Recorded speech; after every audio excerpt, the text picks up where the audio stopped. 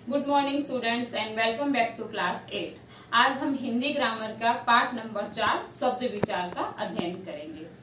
जैसे कि भाषा की सबसे छोटी इकाई होती है वर्ण, और वर्णों के मेल से बनते हैं शब्द, और शब्दों के मेल से बनते हैं वाक्य, और वाक्यों के मेल से बनती है भाषा।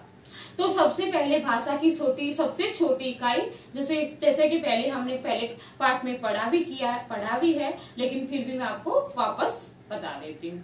भाषा की सबसे छोटी इकाई वर्ण कौन से होते हैं? क, ख, ग, ये वर्ण होते हैं, और वर्णों के मेल से शब्द बनते हैं। जैसे कि उदाहरण के लिए क, म और ल, ये एक अलग अलग 3 वर्ण है, लेकिन जब तीनों को मिलाते हैं तो एक शब्द बनता है कमल।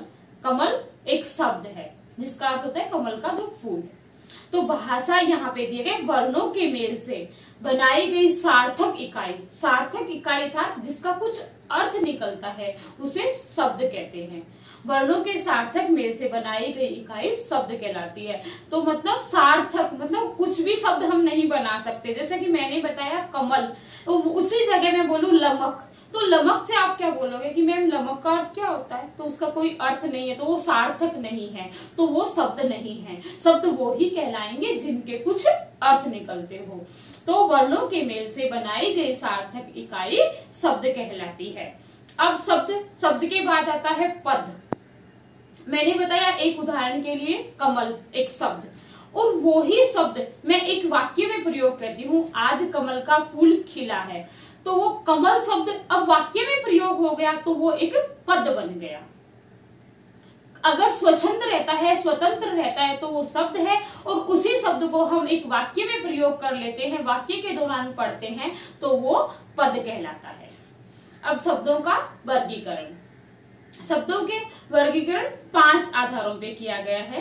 पहला है रचना के आधार पर, दूसरा है उत्पत्ति के आधार पर, तीसरा है अर्थ के आधार पर, और चौथा है व्याकरणिक प्रकार्य के आधार पर, और 5वां है प्रयोग के आधार पर।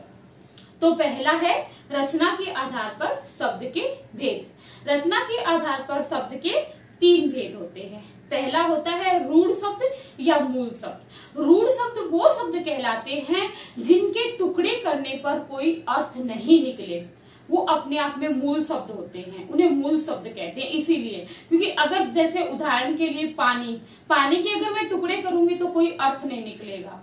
जैसे कि हाथी के टुकड़े करने पे कोई अर्थ नहीं निकलेगा। जैसे कि कर का अर्थ होता है हाथ, बट क और अलग अलग लिखने पे कोई अर्थ नहीं निकलेगा। अर्थात शाब्दिक अर्थों में बोले तो साधारण शब्दों में रूढ़ शब्द वो होते हैं जिनके को टुकड़े करने पे कोई अर्थ नहीं निकले, वो रूढ़ शब्द कहलाते हैं। सेकंड यौगिक शब्द वो कहलाते हैं जिनके टुकड़े करने पर भी उनके अर्थ अलग अलग निकलते हैं, और मिलाने पर एक अलग ही अर्थ निकलता है, एक तीसरा ही अर्थ निकलता है।